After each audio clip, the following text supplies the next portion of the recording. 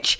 Yes, what is up, guys? It is your girl Petty Paige back at it again with yet another video for you hoes. Now, today's video, I'm going to be doing the next couple of videos as voiceovers. I am not feeling my best today. However, I am feeling a lot more energized than I have done this entire pregnancy. Anyway, enough about me. Today, we are going to be talking about Romeo Lacoste and the whole shenanigans that have been happening with him. Now, I originally was not going to make a video on this situation.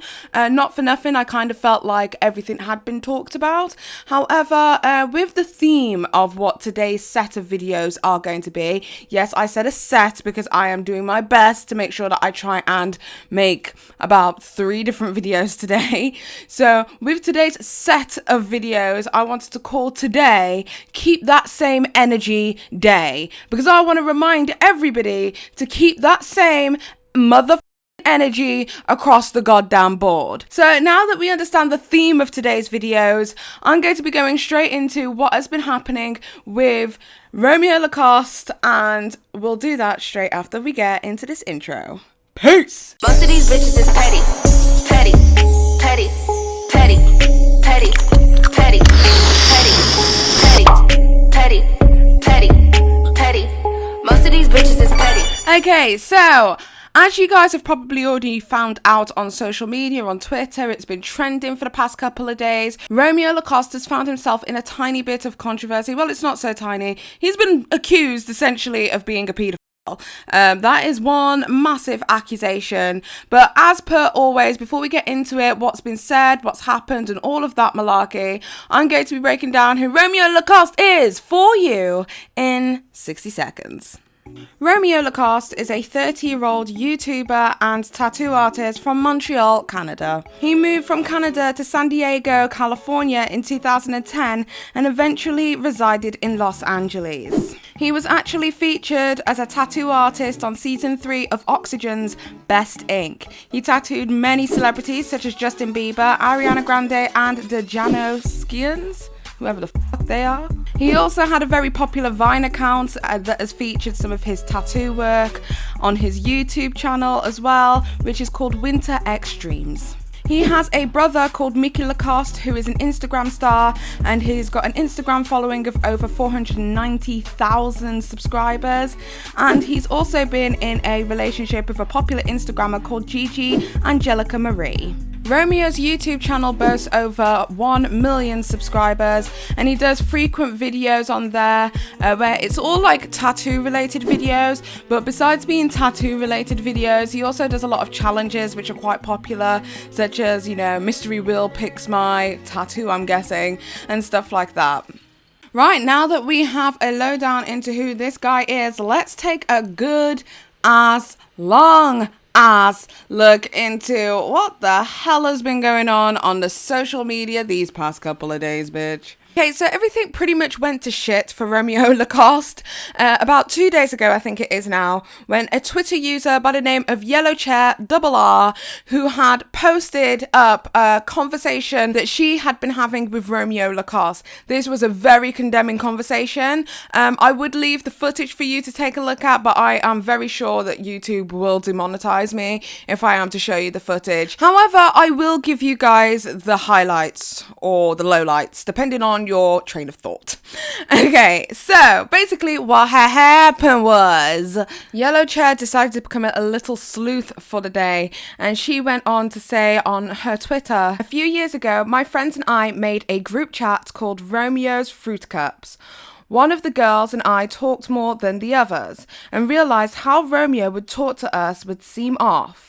I was 15 and she was 14 at the time. We came up with a plan to see if our gut feelings was just us overreacting. We decided to make a separate Romeo account from our main to do everything we both decided to say to him, and at times we didn't have to say much for him to act the way that he did. Romeo knew I was underage, yet he talked inappropriately.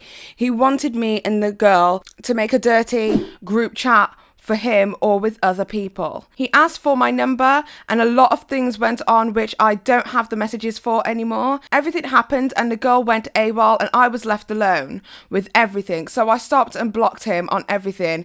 I have been so scared to say anything since. As I said previously, a lot of these messages that were posted on Twitter were left with DMs that were shared between her and allegedly Romeo Lacoste. Obviously, I cannot show you those DMs on social media. Feel free to have a look at Yellow Chair on Twitter and go and have a look for yourself. I'll leave a link in the description box down below, but obviously I can't show you. However, I will show you the lowlights. So here we go.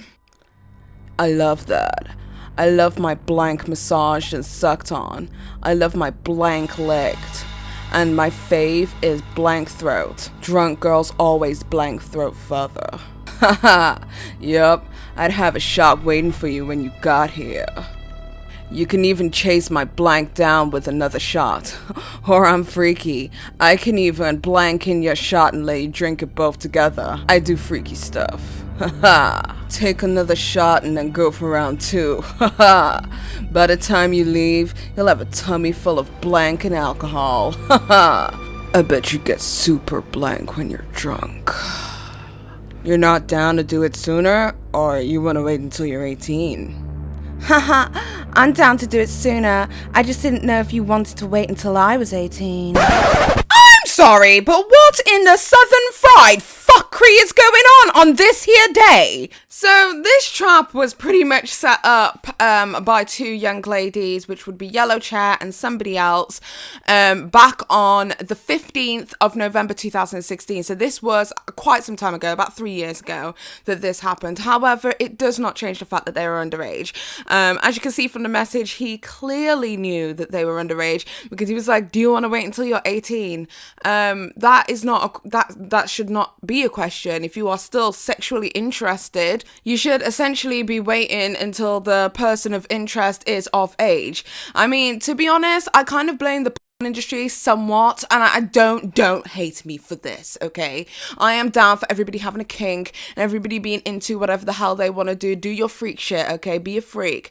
But those nearly 18, barely legal, twinks and all that kind of stuff, that culture that surrounds very, very young people within the industry kind of makes it somewhat more appealing. Not saying that is like a bad thing, but I do definitely blame the industry for like men thinking that, you know, barely legal, close to of age is like the prime, you know, that taboo subject. And I think it just kind of shows in this instance. Anyway, that is like a completely different story for another day. The point of this situation is Lacoste, you done knew that these girls were not of age. You should not have been anywhere near them. You should not have been talking to them. You should not have been associated with them in a sexual context. You could possibly be wanting to do some freak shit when they're older. The moment you found out that these two young ladies, as you have already specified by saying, do you want to wait until you're 18? The moment that you realize that these two young ladies were not of age, that should have been your time to say, ooh, didn't realize, guys, I'm about to step out. Have a good day, sir or madam. You know what I mean? Like, it shouldn't have gone that far. He did an interview a little bit later on, which I will be showing with Keemstar. I'll be showing you the lowlights of that too. But before we get into that, I do actually want to share with you an account that was left by another young lady. This is obviously her version of events of what happened between herself and Lacoste. Take it with a grain of salt, because obviously it is just a statement. There is no factual part of this. There is nothing like tangible, like a receipt or anything. These ladies, I do vouch for these receipts, because you know what I'm like, I don't like to vouch for receipts on the internet, but because it was a screen recording, I am like almost 100% sure that these receipts that she has shown publicly online, this is Yellow Chair, that they are legitimate. But this is just an account. Take a look at what's been said and make your own judgments. So a Twitter user by the name of Ultra Honey posted the following. You guys can take a read for yourself. Pause to read, as I am not reading this whole entire essay.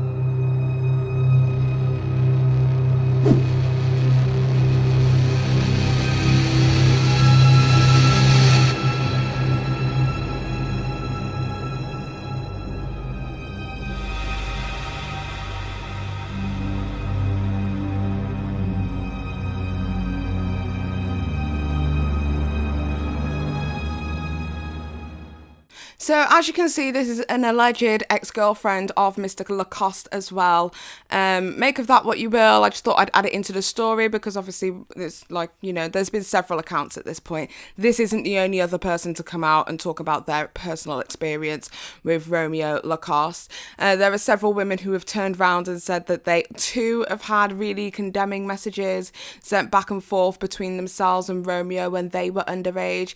But because Romeo Lacoste has taken down his social media, deactivated his Twitter, deleted it, or whatever it is that he's decided to do, it means that a lot of these people don't have access to the evidence to be able to prove that this actually happened to them too. So this is definitely a very much a Me Too moment happening on Twitter.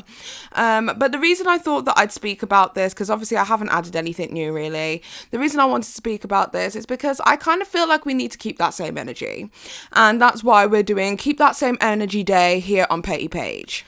Okay, so the main thing that I have an issue with, and the reason that I want people to keep that same energy, is a lot of people have come out on social media. I've been reading through comments and all of that kind of stuff, and a lot of people have been saying on social media that even if you can't prove that these alleged sexual grooming or predatory situations were happening with the young ladies when they were 14 and 15 years old and very underage, at the very least we can definitely prove by the age of Yellow Chair and the fact that she had these conversations with him when she was underage at 17. At the very least, we can prove that he was having conversations with a minor who was almost 18 but wasn't 18.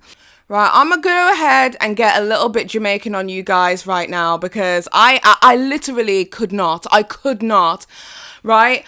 I swear to God, you guys, uno the holy pa uno, right, turned round to me and you guys were saying when I was doing the Brandon Calvillo video that I was reaching, that I was trying to make something out of nothing, that she was almost 18 and that it wasn't that deep, and that, you know, this happened to me and I dated somebody when I was almost 18 years old and it was a completely different situation. But all of a sudden, when it's YouTube's bad boy, all of a sudden everybody now wants to say, oh, it's predatory, it's grooming, blah, blah, blah. And you know what? I actually agree with everybody. Y'all ain't wrong, but y'all need to keep that same motherfucking energy, because I swear to God, if you look at the comment section at my last video when I did the Brandon Calvillo video, when I was talking about the whole situation with him and his girlfriend, who he is still with, and I'm sure their relationship will do fine and work out. I don't wish any ill harm on them. But when that whole situation went down, I got dragged by my non-existent edges, right? By you guys for even uttering the fact that this was a little bit predatory of a situation. I was reaching, I was grasping for straws, I was trying my best to make a situation out of nothing.